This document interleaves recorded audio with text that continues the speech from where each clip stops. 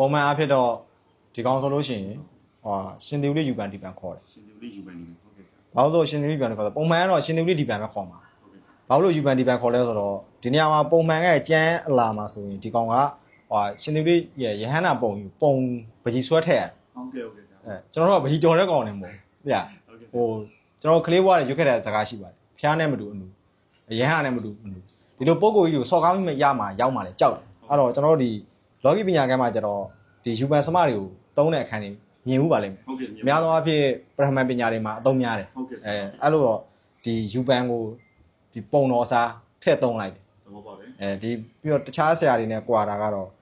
အာမခံရတဲ့အနေထားပြောရမယ်ဆိုတော့ကျွန်တော်တို့ဒီတာကလက်ရင်းမှုစစ်စစ်ဖြစ်တယ်ဟုတ်ကဲ့ရှင်းသမယ်စဉ်ဆရာကြီးများရဲ့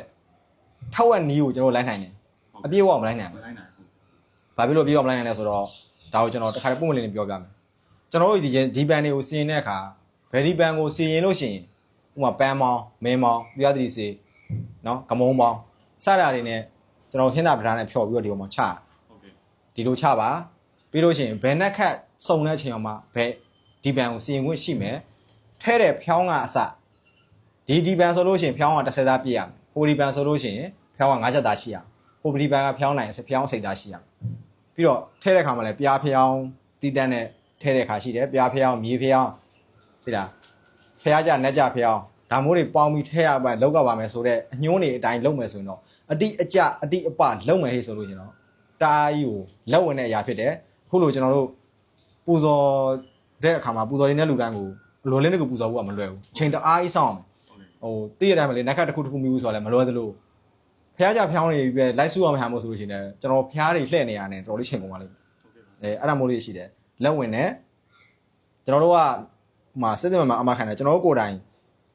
ရေးဆွဲပြီးတော့ကျွန်တော်တို့ကိုယ်တိုင်ချအင်းချကျွန်တော်တို့ကိုယ်တိုင်သိရှိတင်ထားတယ်လက်ရင်းမှုစစ်စစ်ဒီပန်နေဖြစ်တယ်တေချာစီရင်စီရင်ပေးထားတယ်ကိုယ်တိုင်သိရှိတင်တယ်ကိုယ်တွေလည်းဒီဓာတ်တွေအပေါ်မှာမရောတော့ဇွဲ